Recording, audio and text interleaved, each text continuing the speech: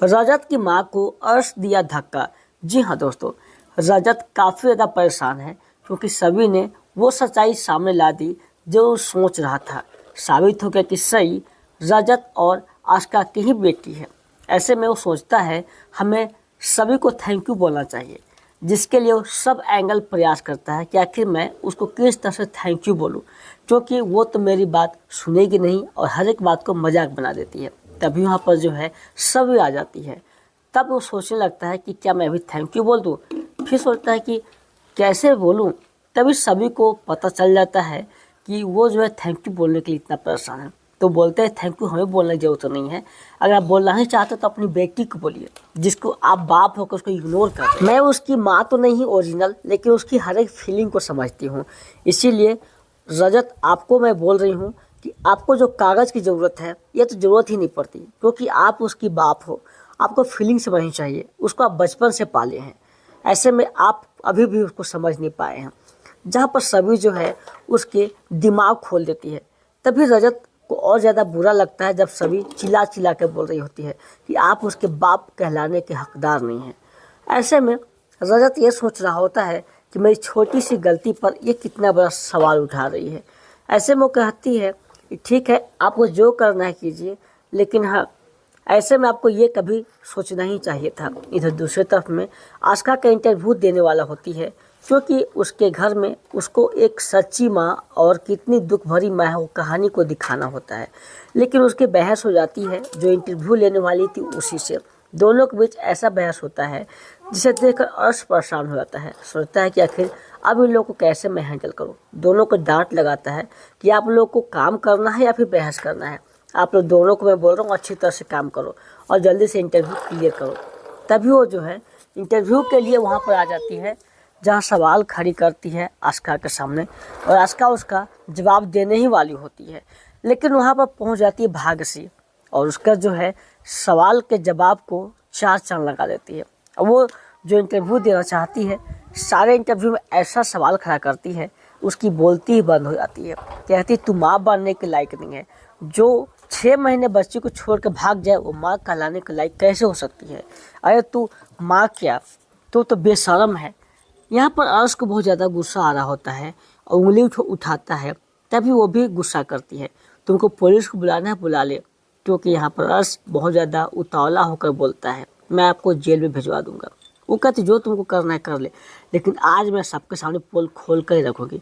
फिर कहता है कैमरा को बंद करो, लेकिन कैमरा बंद नहीं कर देती है। अगर बंद हुआ तो देख लेना। ऐसे में आस्का का पूरा बैंड बज जाता है और सबके सामने लाइव जो है इस तरह से बेइज्जत कर देती है कि आस्का का मुंह शर्म से लटक जाता है। ऐसे में इतना बुरा लगता है उसको कि आखिर मैं क्या करूं। फिर जो है वो कहता है कि बस आपको बोल रहा हूँ चुप रहिए, नहीं तो बहुत कुछ हो जाएगा। ऐसे में जो है वो धमकी पर धमकी दिया जा रहा होता है, लेकिन जरा भी भाग्यश्री को डर नहीं लगता है, क्योंकि वो सच्चाई सबके सामने बताना चाहती हैं। ऐसे में इस तरह से मूवमेंट बढ़ जाता है दोनों के बीच कि गुस्से में जो है बड़ा कदम उठाने वाला होता है अर्श, और रजत की माँ को जो है वहाँ से धक्का देने के लिए करता है। ऐसे में सारे मामलों को जब धक्का दे देता है तो आ जाता है रजत और अपनी माँ को संभाल लेता है और कहता है अभी अगर माँ बचाई नहीं होती ना तो मैं तो तुमको अर्श फर्स्ट पे पहुँचा देता अभी, लेकिन माँ नहीं चाहती ये हो। तभी भी उसको मारने के लिए चला जाता है, लेकिन सब लोग उसे पकड़ कर संभाल लेते हैं और उस मामले को वहीं तक रोक देते हैं। ऐसे में जो है वो बहुत ज़्यादा गुस्सा करता है, अब मैं तुमको दिखाऊंगा अपनी औकात। जहाँ पर रजत बोलता तू क्या औकात दिखाएगा, तुमको तो मैं अब औकात दिखाऊंगा, तुम सिर्फ झूठ के बदौलत जीते हो। अरे तूने जो कहा है ना वो मैं अभी भी रखूँ, और अभी तुमको बता दूंगा तुम जो है अर्श गुजराल नहीं, तुमको गिरगिट गुजराल होना चाहिए। तुम कब अपनी सोच को बदल दे नहीं पता है।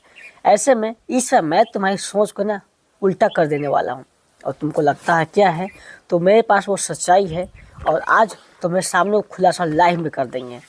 तभी जो है वो अपने पॉकेट से एक लेटर को निकालता है और वो अर्श के ऊपर मार देता है। कहता है इसके पढ़, हम जाने तू अनपढ़ है नहीं पढ़ पाएगा, लेकिन इतना तो पढ़ सकता है। चलो मैं ही बता देता हूँ, इसमें ये लिखा हुआ है कि सई रजत राजेंद्र ठक्कर और आस्का की बेटी है, अब तो तुम्हारा बोलती बंद हो गया होगा।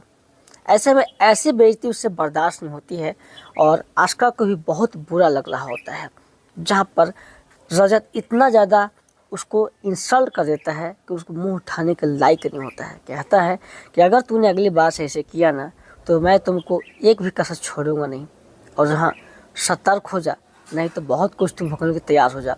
आने वाले एपिसोड में जहाँ पर माफ़ी मांगने के लिए रजत सभी से बहुत प्रेरित करता है, यहाँ तक कह देता है कि हम लोग क्या एक नई ज़िंदगी की शुरुआत कर सकते हैं। ऐसे में फ़ोन पे बात कर रहा होता है। सभी को लगता है ये क्या कोई मजाक चल रहा है, ये करना क्या चाहता है आदमी, मैं ऐसे कैसे। तभी जो है आपको पूरा एपिसोड अगर देखना चाहते हैं तो स्टार उत्सव जियो हॉटस्टार पर देख